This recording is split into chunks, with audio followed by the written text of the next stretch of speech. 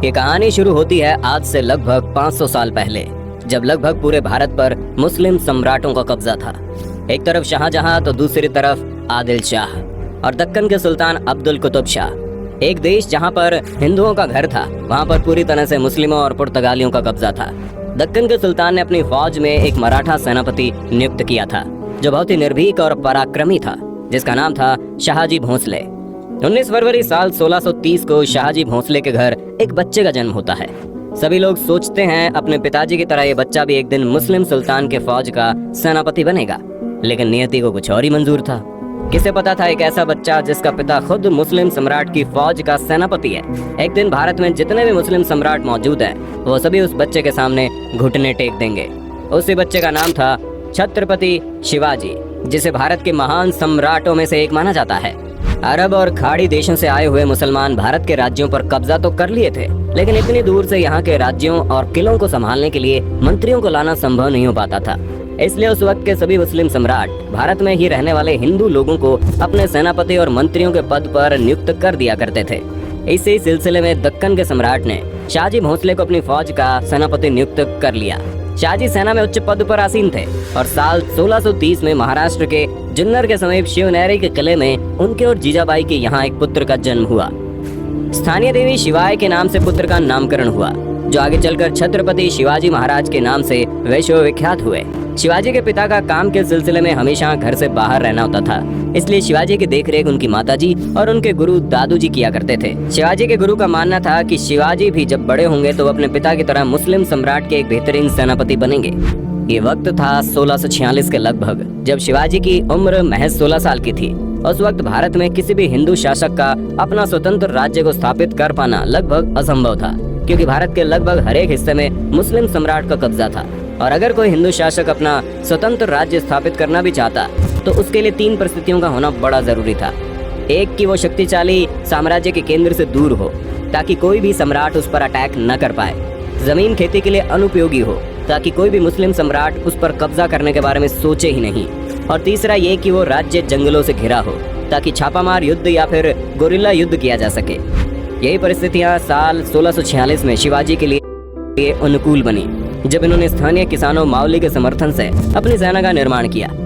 शिवाजी बहुत ही अच्छी तरह से जानता था कि किसी भी साम्राज्य को स्थापित करने के लिए किलों की क्या महत्वता है, इसलिए सिर्फ 15 साल की उम्र में ही उन्होंने आदिल शाह अधिकारियों को रिश्वत देकर तोड़ना, चाकन और कुंधाना किले को अपने अधिकार में कर लिया।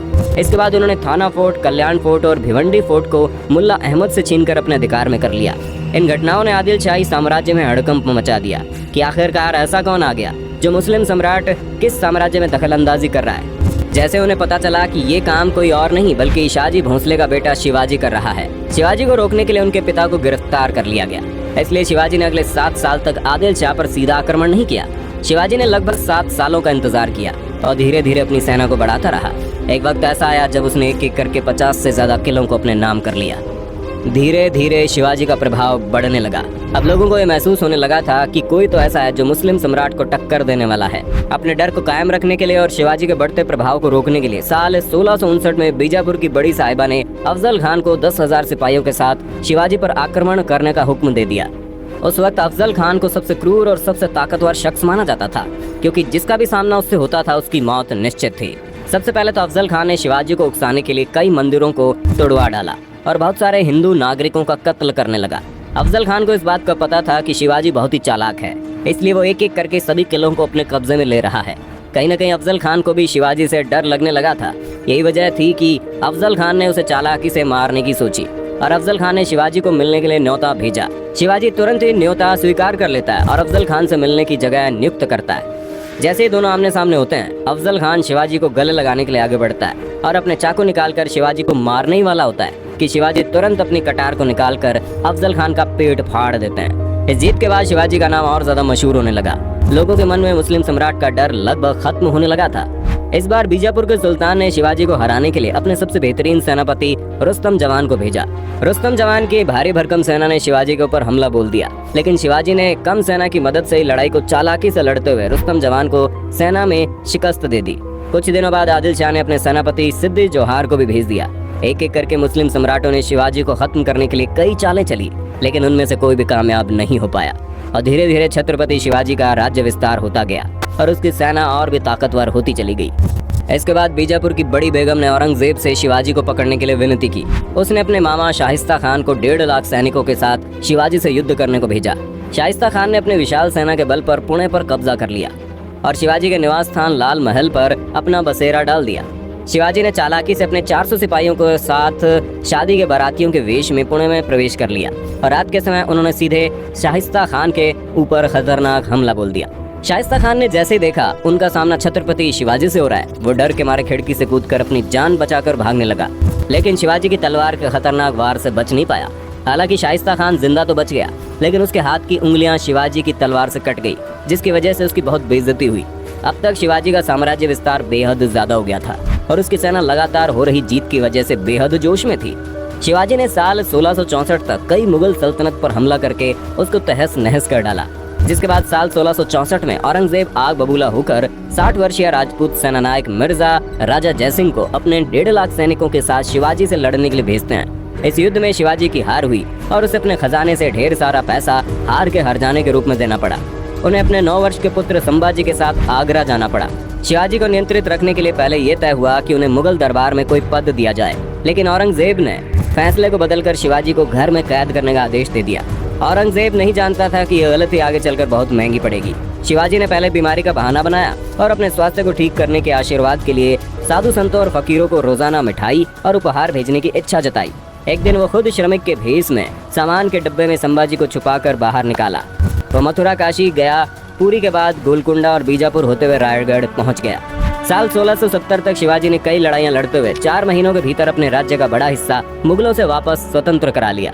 1671 से 1674 तक औरंगजेब ने भरसक प्रयास किया कि कैसे भी करके शिवाजी को अपने अधीन कर लिया जाए, लेकिन वह ऐसा करने में पूरी तरह से असफल रहा। अपने उत्तम योद्धाओं जैसे दाऊद खान और मोहब्बत खान को शिवाजी से लड़ने के लिए भेजा, लेकिन सबको मुंह की खानी पड़ी।